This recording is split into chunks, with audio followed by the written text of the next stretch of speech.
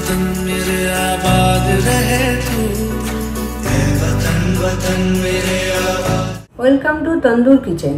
আশা করি তোমরা সবাই ভালো আছো। ইন্ডিপেন্ডেন্স ডে উপলক্ষে আমরা আজকে বানাবো তিরঙ্গা মিষ্টি।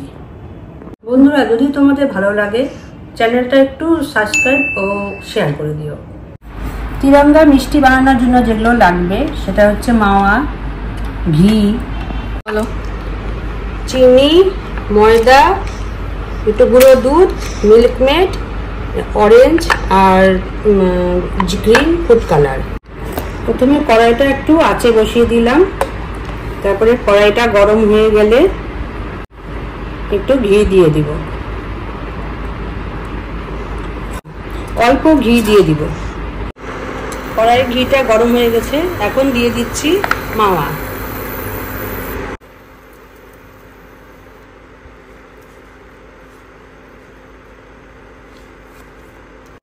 দেখো বন্ধুরা, কড়াইতে দেওয়ার সঙ্গে সঙ্গে এটা নরম হয়ে গেল এবং এর মধ্যে দিয়ে দিব এখন চিনি এবং গুঁড়ো দুধ। 100 গ্রামের মতন গুঁড়ো দুধ দিয়ে দিলাম, দিয়ে একটু নেড়ে চেড়ে এটাকে সেট করে নিতে হবে।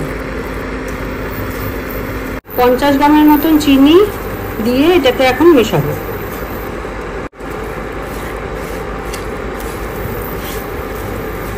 চিনির থেকে একটু একটু জল ছাড়বে, তাতে কোনো চিন্তা নেই।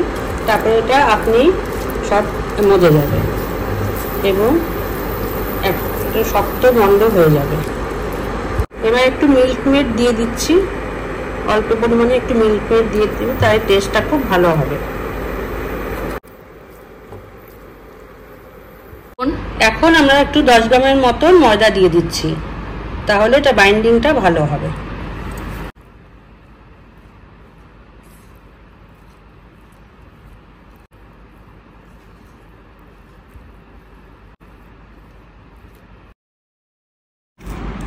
বন্ধুরা দেখো, এটা তৈরি হয়ে গেছে। এটা একটু 50 গ্রামের মতন ময়দা লাগবে।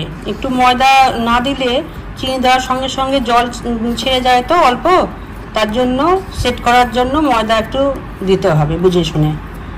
দেখো রেডি হয়ে গেছে, এখন এটা নামিয়ে নিচ্ছি কড়া থেকে। একটু ফুড কালার দিয়ে দিচ্ছি, কিছুটা পরিমাণে মাওয়া নিয়ে তার মধ্যে অরেঞ্জ ফুড কালার দিয়ে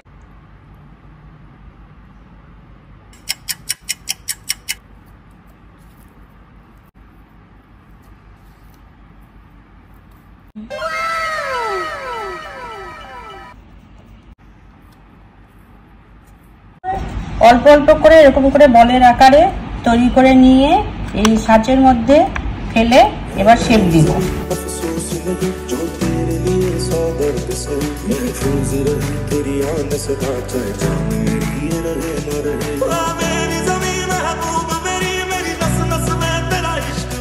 বন্ধুরা, এইভাবে চেপে চেপে এটাকে সেট করতে হবে, তাহলেই শঙ্খর আকার হয়ে আসবে।